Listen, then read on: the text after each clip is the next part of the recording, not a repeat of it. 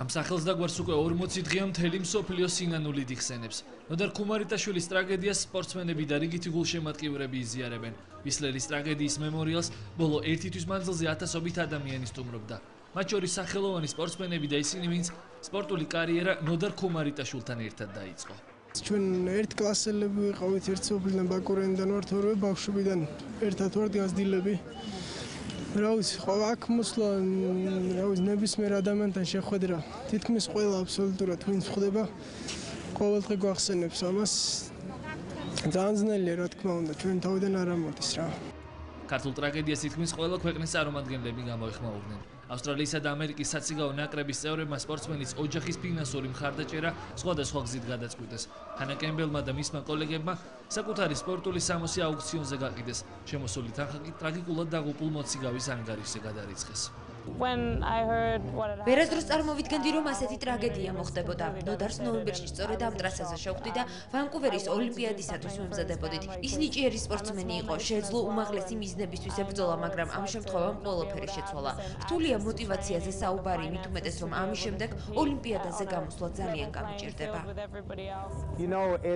ჩვენ ყველა კვლავ იმ მიზეზებზე ვფიქრობ, თუ რამ გამოიწვია ასეთი უბედური შემთხვევა. სამწუხაროდ ამაზე პასუხი კვლავ არ გვაქვს. მათ ეს ტრაგედია პერსონალურად მიიღეს. ამ ინციდენტის შემდეგ ამ სპორტის მომავალი სავარაუდოდ რადიკალურად შეიცვლება.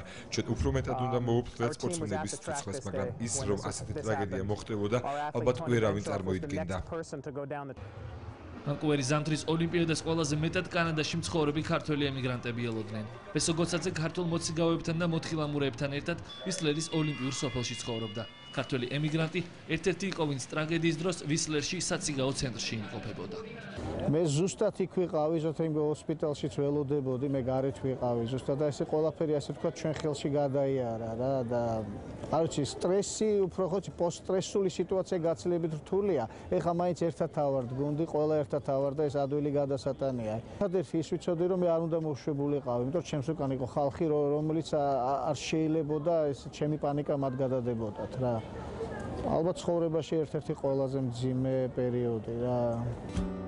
21 წლის სპორტსმენმა 21 ზამთრის ოლიმპიადის ქრონოლოგია მთლიანად შეცვალა. გახსნის საზეიმო ცერემონიამდე რამდენიმე საათით ადრე მომხდარი ინციდენტის შემდეგ ზამთრის ოლიმპიურმა თამაშებმა ტრაგედიის სტატუსი მიიღო.